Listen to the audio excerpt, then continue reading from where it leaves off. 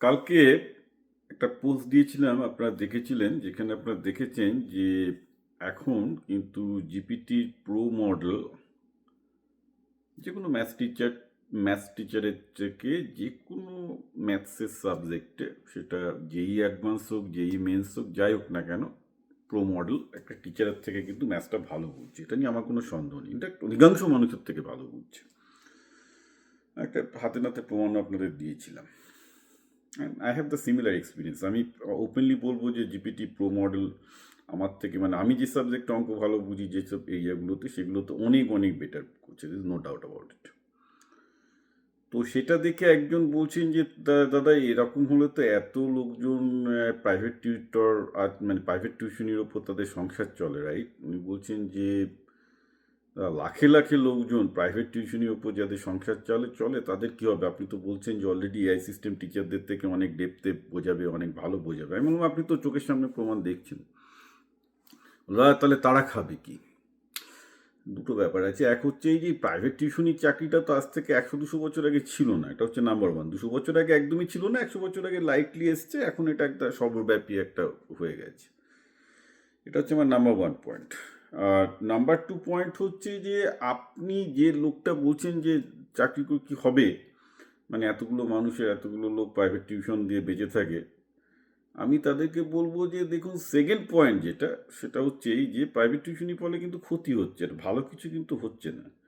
বরং যদি কেউ এআই মডেলকে ঠিক করে ব্যবহার করতে পারে, মানে এআই মডেলকে যদি কেউ টিউটরের মতো করে ব্যবহার করে, তাহলে ওই টিউটরের থেকে আরও বাজে হবে ইনফ্যাক্ট। কিন্তু এআই মডেল থেকে কেউ যদি হিন্টস চেয়ে জিনিসটাকে শিখতে চায় তাহলেই সেটা বেটার হয়। আর সেক্ষেত্রে আপনি যদি আপনার ছেলেকে ডিসাইড করেন যে আমি তার জন্য প্রো মডেল কিনে দেবো না প্রাইভেট টিউটরের কাছে যাবো, আপনি ডেফিনেটলি প্রো মডেল কিনে দেবেন, কারণ আপনি জানবেন সেটা আপনার সাথে 24/7 সবসময় থাকবে, ছেলেটাকে সবসময় শেখাচ্ছে, এই করছে, এটা তো ন্যাচারালি অনেক সুবিধা। তো ব্যাপারটা কী হয়েছে জানেন তো, এই আপনি যদি প্রতিটা বাঙালিকে জিজ্ঞাসা করেন, না আমার সরকারি চাকরি ছাড়া চলবে না, চাকরি হলে আমাকে সরকারি চাকরি করতে হবে। কিন্তু আপনি কি সরকারি হাসপাতালে যাবেন? না না, সরকারি হাসপাতালে কে যায়? তেমন এই সরকারি স্কুলের টিচারদের দেখুন, চাকরিটা তাদের সরকারি স্কুলের চাই, কিন্তু নিজেদের ছেলেকে পাঠাবে হচ্ছে বেসরকারি স্কুলে।